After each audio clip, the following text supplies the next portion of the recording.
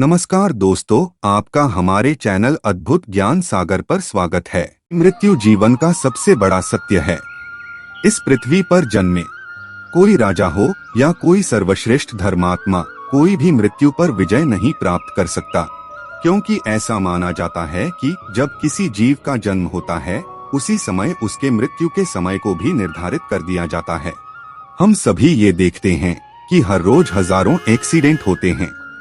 कोई आत्महत्या कर लेता है, कोई किसी का मर्डर कर देता है, तो कुछ लोग प्राकृतिक आपदाओं का शिकार हो जाते हैं, अर्थात मृत्यु के समय से पहले ही किसी कारण मृत्यु को प्राप्त हो जाते हैं, जिसे हिंदू धर्म ग्रंथों में अकाल मृत्यु बताया गया है।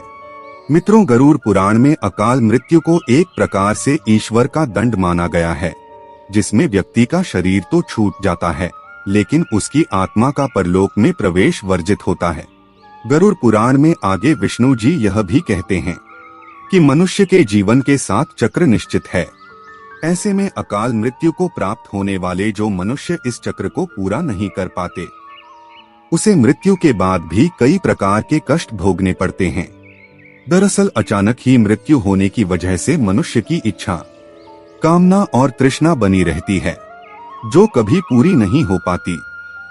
ऐसे में शरीर तो नष्ट हो जाता है लेकिन आत्मा का मोह पीछा नहीं छोड़ता है।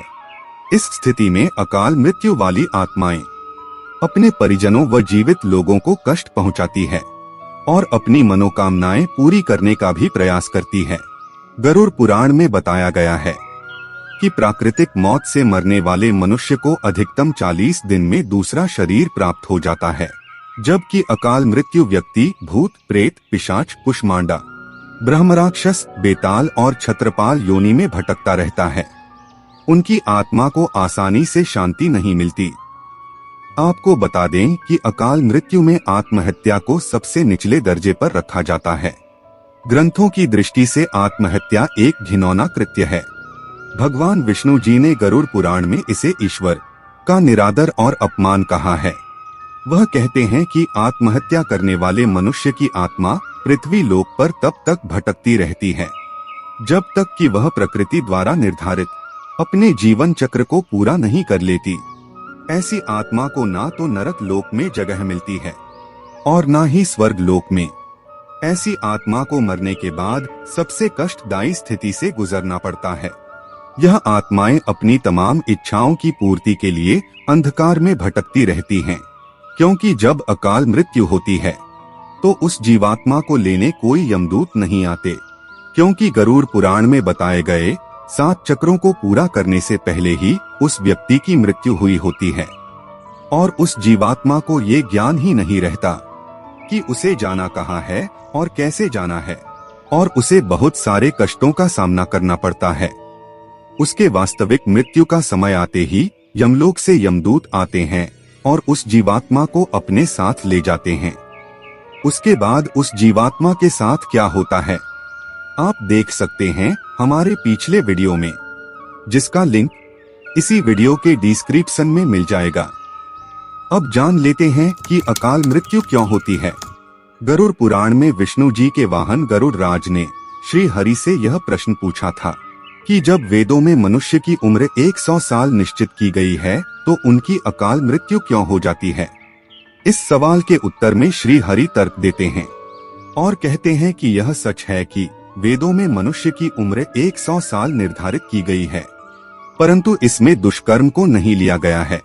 अर्थात हर इंसान की प्राकृतिक मृत्यु तभी होती है जब उसके पास धर्म कार्यों के लिए शक्ति नहीं रहती है, या फिर उसका शरीर उसे धर्म कार्य करने की इजाजत नहीं देता। लेकिन जब कोई इंसान अपनी इच्छा से धर्म कार्यों को त्याग देता है तो पृथ्वी पर उसके जीवन की अवधि कम होती जाती है। देखा जाए तो हर इंसान का कर्म होता है, उसका एक धर्म होता है।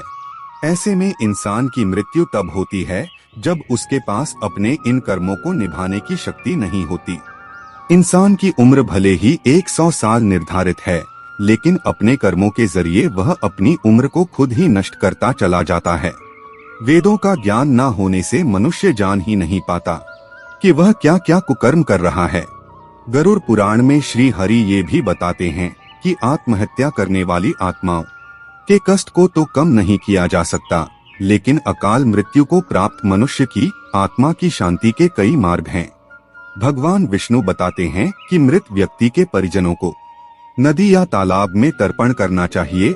साथ ही मृत आत्मा की इच्छा की पूर्ति के लिए पिंडदान और दान पुण्य जैसे सत्कर्म करने चाहिए, ताकि उनकी आत्मा को जल्द ही मुक्ति मिल सके।